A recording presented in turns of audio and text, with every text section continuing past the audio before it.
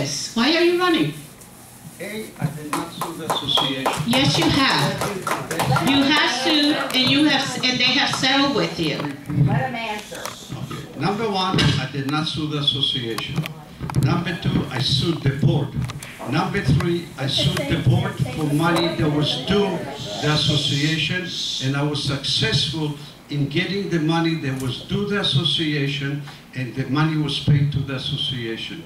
So I tried to help you understand the issues. Whatever you heard, unfortunately, you did not hear correctly. How much money did you take? How much money did they settle with you? The lottery. I'm here. You hit the lottery, remember? Can you repeat? One at a time, one at a time. She wants to know how much money went to the association. How much on you gave back to the HOA? How much what? The lottery. How much money did the association make out of that? Whatever. I don't recall exactly, but I think at the time there was a money that was paid to the association because there was a privilege and a discriminatory issue made by the board. And I believe that there should be no discrimination and privileged behavior to any owner. And as one who follows conducts and country rules, I go for it. So whatever I did was done for the benefit of the owners and for the benefit of the association.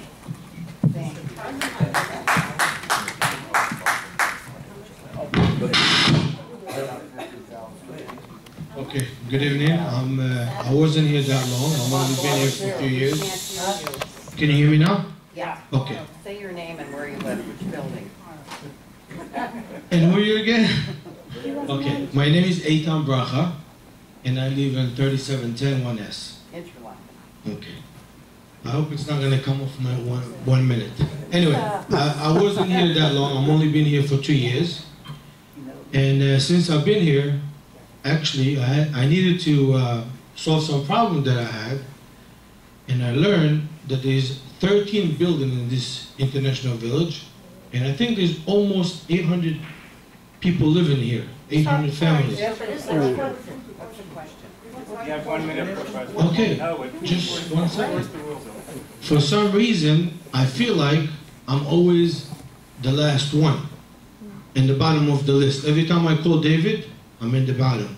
When I call up the association, they forward me to David. Now, Elon, you said you're going to make bridges. How can you fix it so we're not going to fall between the chairs here? I want to feel like I'm the only one here. I don't want to feel like I'm number 801 all the time. That's my first problem. And 1 second. No, come on. Ladies and gentlemen, listen, the protocol is 1 minute. 1 minute. After your 1 minute is up, then you have to pass on the microphone. We have to give everybody a fair chance to ask the board member a question. It was 1 minute just to give my name. Okay? If I understand the question, if I understand the question is why you are, if I understand it, so I'm not sure I'm giving you the right answer. The problem is you have a management and the management has a property manager. There must be a relation between the property manager, and the owners. If the property manager does not serve you as an owner and you complain to the board and the board does not do anything, we need to change the board because the power is in the hands of the board.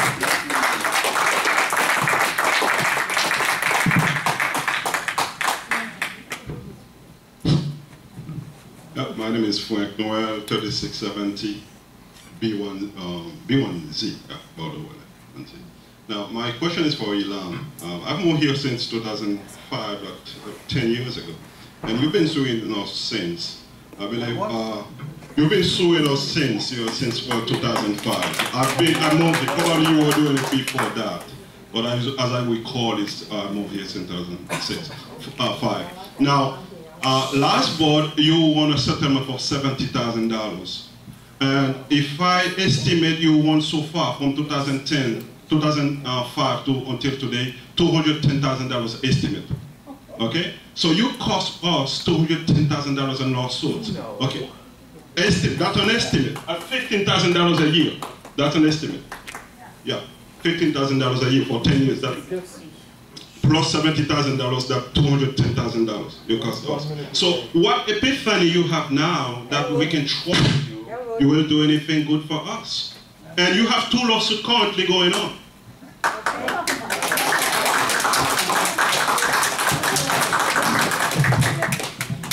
Let me apologize to you, because I do not understand where you get the numbers. You seem to be pulled those numbers someplace from the sky. I don't know how you come up with 200. It's an estimate. Well, estimate, you know, well, I think the estimates are estimates, which means they're meaningless. That's number one. Number two, I don't know about 2 suits that you're talking about, so if you be precise, I can answer you precisely. So far, it's meaningless what you're asking me, so unfortunately, I cannot answer I can give you some facts. He asked me, so I can answer. Okay, ladies and gentlemen, let's make this correct. This is candidate night. If you have any particular question for a candidate, please address the issue with the candidate. But if you guys are gonna pick on Elon Weiss all night, it's not fair. Okay, please. I'm sorry. No. You can ask your question. No. I understand that. But I just don't want to make it seem like we only addressed it, Mr. Elon Weiss. You know, we have 5 candidates. You know, so it's only fair. That's all I'm just asking. I'm not. Actually, you cannot ask us to direct. We can ask questions to whoever we want. We choose. Elwood, this will explain the problems in the village. Okay. So you are wrong. Okay, no problem. Maybe I'll have more answers than others. Any questions? Any more questions from the audience? Mr. Weiss.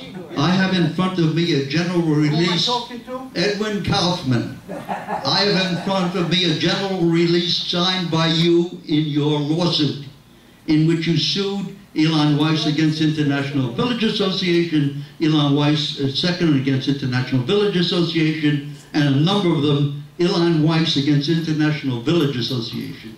Your statement that you did not sue the association is untrue. Furthermore, in your lawsuit, did you collect $4,100 in assessments?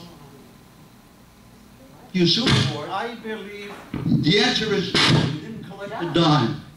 Secondly, was anyone have units divested by any court of competent jurisdiction? No. The only achievement your lawsuit was to put $56,500 into your pocket. And your statement that your suit did a lot of good for the village and was a large achievement is a lie. Next questions? Well, number one is, I don't believe that this place here is an issue of my suits, because we don't have lawyers here. Yes, you do. No, we don't. This man is not a Florida lawyer. That's number one. Besides, like I said before, and I'll repeat, there was a discriminatory issue against Mr. Ed Kaufman and Doug Myers. And yes, you owed $4,100, and you wanted to have it forgiven. And I fought it, and I won the case. You're wrong. You didn't win it, and not a dime was ever paid, and that lawsuit was discontinued with prejudice. It's a lie. I have a question that's geared more to current events that are going on. At the last board meeting, something occurred. I am here to tell you people why I have all the credentials to run for the board. I am not here to discuss legal cases with Mr. Kaufman. Somebody's asking a question. I want to bring something to the forefront, and I'd like to ask. Excuse me, somebody is asking a question, sir. Please, sit down. Somebody's asking a question. Talk nicely. That's how you want to I'd like to ask that something that happened at the last board meeting, and I'd like to direct this answer or response to Mr. Simmons and Mr. Labriola. At the last board meeting, a report was given on sales and leases, and 3 apartments were on appeal. The committee, Sales and Lease Committee, voted to decline those applications. It was brought before the board by the board member who chairs the Sales and Lease, and the vote of all of the committee was disregarded, and those appeals were not honored. If you're going to have people to serve on sales and lease, you have to at least give them the dignity of respecting it. And if people want to appeal a decision made on their behalf, they should make it themselves, not a board member make it for them.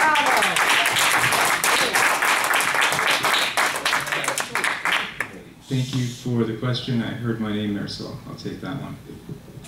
I'm actually... I'd rather hear from Mr. Simmons, because we know a lot about you. You don't know much about this. Well, I'm sorry, ma'am, you mentioned my name. Yes, that means and I I could... mentioned his.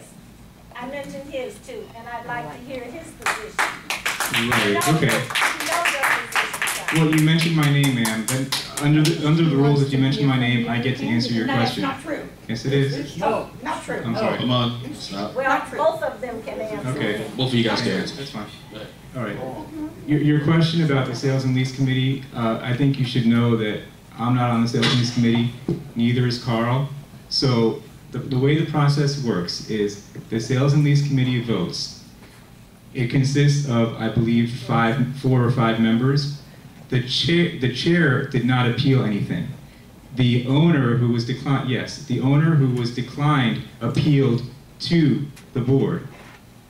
At that point, what the process requires is that the chair, excuse me, at that point, what the process requires is that the chair analyze the appeal and then make his recommendation based on his analysis to the board. I did not analyze the appeal, and we owe a lot of deference to our chair. Now, there was not a unanimous decision on the part of the Sales and Lease Committee, number one. There was a split, and the chair disagreed with the majority decision. The process was followed whereby the unit owner that was denied appealed to the board, not to anybody else, to the board. It wasn't the chair who appealed. I'm sorry, it was actually 3 units. It wasn't the same owner for all, despite, it was 3 units. There were 3 units, there were different owners for each of them. So those owners appealed to the board, okay? It wasn't anybody on the board who appealed the decision. That's not our job, it's not my interest or concern, okay? So we actually give a lot of deference to the committee. When the committee votes, we go along with the committee. I don't analyze, I don't go like through that report and say, well, I don't agree with this, let me look at this one. I never saw that one. We let our chair decide that. And the chair, based on his analysis, told us that we should go along with the appeal. So that's the answer to your question. Next question. Next question.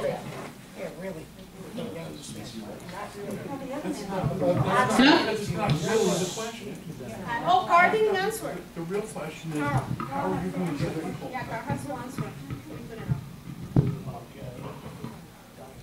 I think what the real point was to clarify this is if you're going to have a committee, because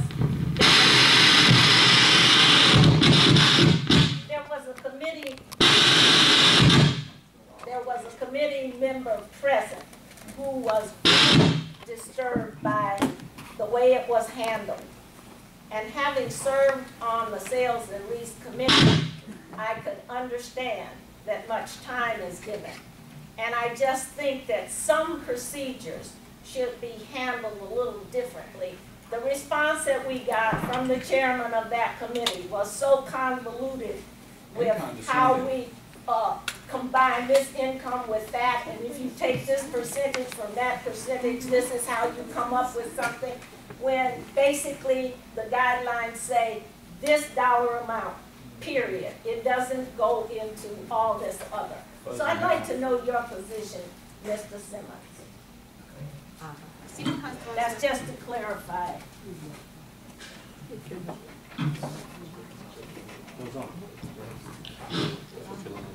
Well, again, as John has said, I am not on the sales and lease committee.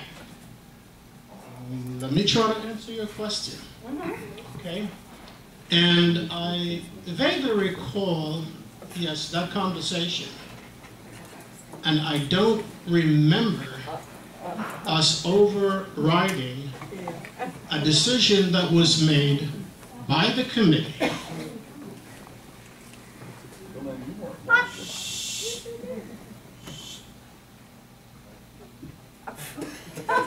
That's not real. Next question. Oh, Wendy. Hold on. Wendy had a question. No microphone? You gotta yell it out. Oh, I gotta yell it out. Okay, this question is for John. Loud, yeah. Okay, everybody's hands, please. Okay, John, like previous board members, you lied to us. You forgot all your promises that you made once you got the power. You manipulate information and abuse the power given by being an officer for your personal matters and wasted thousands of our money. What is your question? What makes you different from any other board member from the past? Thank you for that question. You know, it's kind of sad to see the self-destruction of this particular board member. It really is, I mean, you know, it's almost, the question is so absurd that it's just, it doesn't even dignify a response. But what were my promises? I'll just address that. What were my promises? I promised if I got on the board, I would try to save money and reduce maintenance. We saved money. We saved over $1 million and reduced maintenance fees for the first time in decades. What were the other promises that I made? I promised that we would deal with honesty.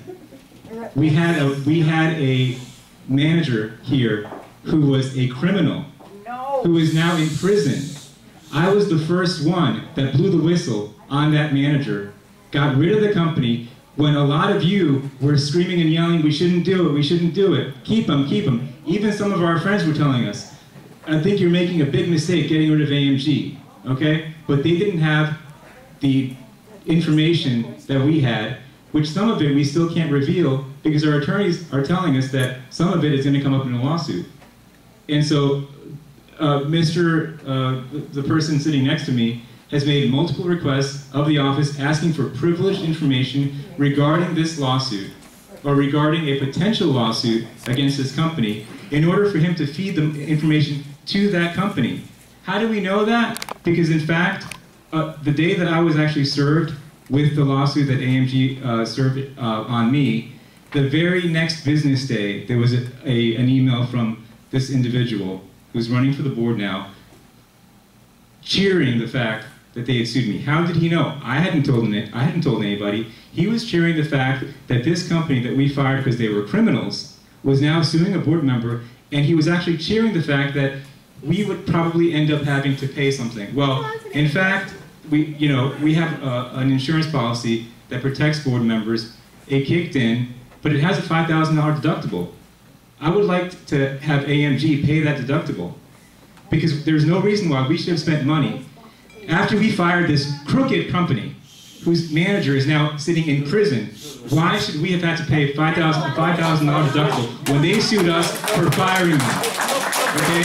So I promise you, we will go after each and every penny that this company stole from us. And that board member who just asked that question actually interfered on behalf of AMG to try to get our insurance company to not cover me, and the association, to not cover the association, so the association would then have to incur more legal fees to benefit AMG so that there would be a default judgment for AMG, the company that actually was stealing from us. So that board member should be ashamed of herself, and I encourage her to resign today.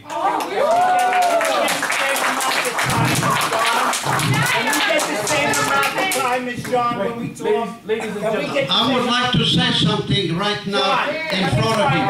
He accused me, John LaBrola accused me for lies. I was just accused for lying.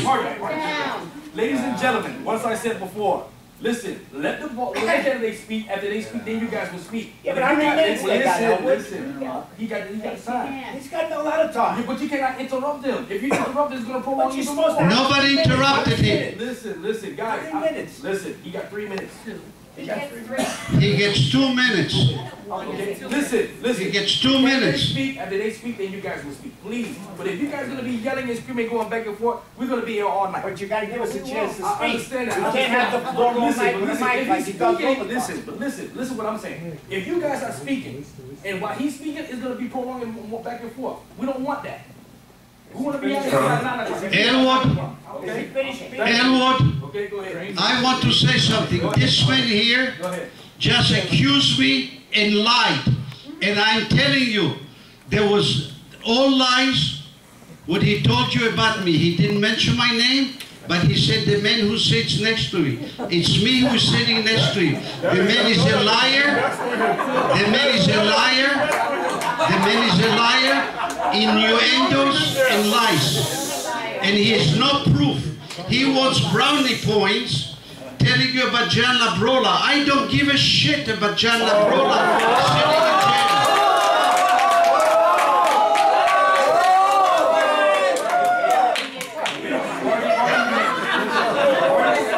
Okay, Marty